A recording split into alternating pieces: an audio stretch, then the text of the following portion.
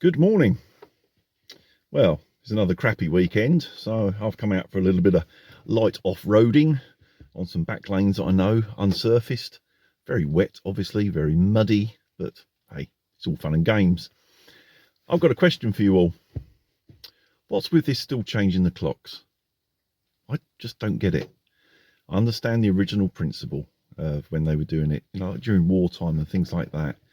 And my understanding is when they went from normal working patterns to shift work to increase production in the factories, it meant whether you was on the early or late shift, everybody got a little bit of daylight during their off hours.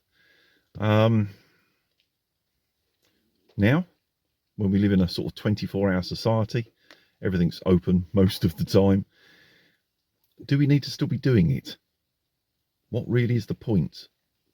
I've always been of the opinion you can put the clock wherever you like. Doesn't make the sun stay up. So, yeah, what's your thoughts? Let me know in the comments. Should we just forget this whole daylight saving time and all that old rubbish? Just set the clocks, leave them where they are. Because it doesn't really make any difference, does it?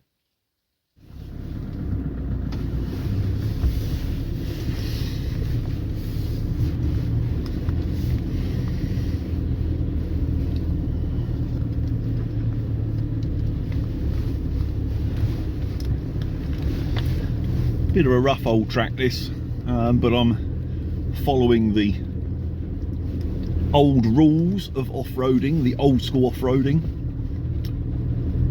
Slow as possible, but as fast as necessary, because sometimes you just need that bit of speed to get you through sections. Oh, little chimney, that's nice. Yeah, it's funny how you see a lot of people off-roading nowadays and they just fly about everywhere at full power. It's an easy way to break stuff, isn't it? Generally speaking, off-road, I'm in probably second gear.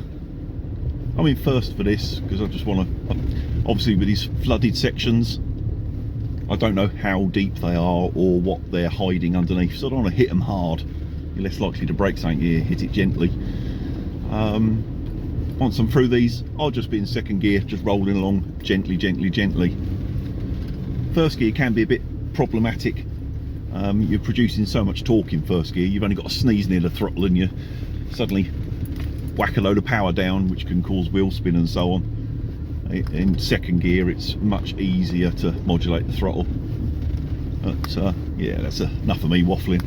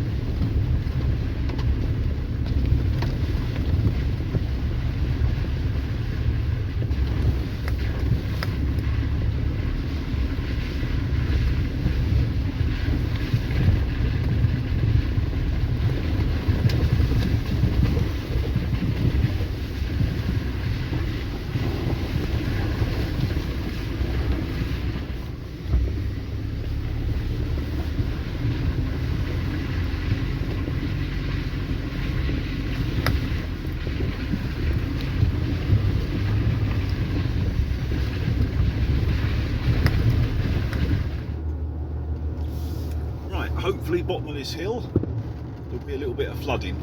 Normally is, if there is anywhere around here, because I want a bit of water basically to wash off the underside of the car, get the mud off the chassis and under the arches and all that sort of thing. Oh yeah, we got a little patch, not much.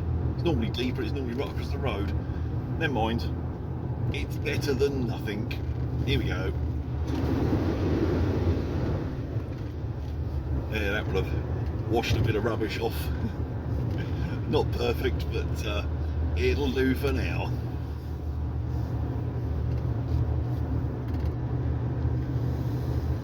Taking a bit of a shortcut home.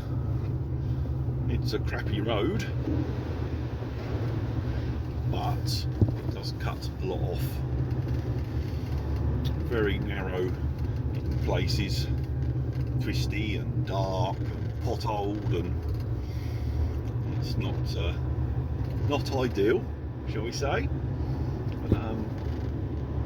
But like I say, it does cut off a lot of distance and misses a fair bit of the traffic. It's always busy as you're coming into town. It's a bit of a pig getting back out on the A21 and so on, so this cuts through. Obviously you can't go too fast, but it's an interesting little road. It's called Stone Stile Lane. It's a great one to drive in the snow, but sadly we very rarely get any bloody snow.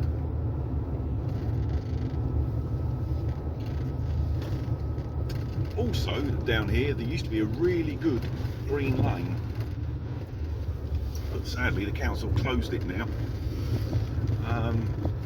Partly illegal off-roading, went up through a nice section of woodland, and some local idiots come off the byway and went and playing in the woods, ripping it all up. And it's a special one. It's one of them sites of special scientific interest and all that sort of tosh.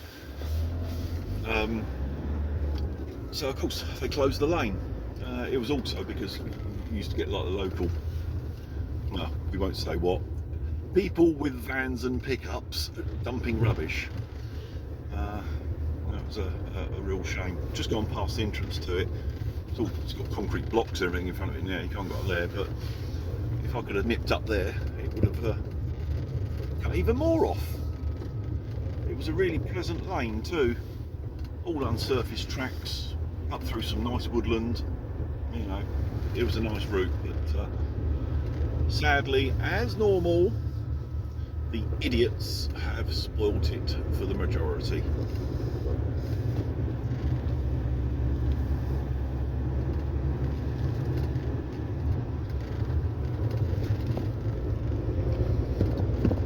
I'll be a bit cautious on these lanes now this time of year, especially after that rain. There's so many leaves down, slippery as hell, almost like ice.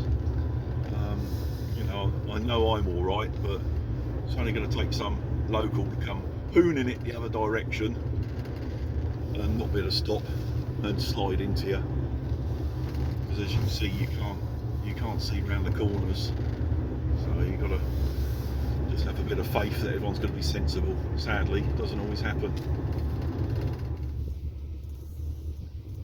Right, that's the end of the lane. Back onto one of the main roads, and just taking that, you know, a couple of minutes nip through there, I've probably saved 3 miles and a lot of traffic. So I'm going to need to go far now along the ridge road here and hang a right and just drop down into the town. Right, that's enough of me waffling on, just a bit bored, didn't know what to do today, the weather's crap, so I went out for a drive. See you on the next video, bye!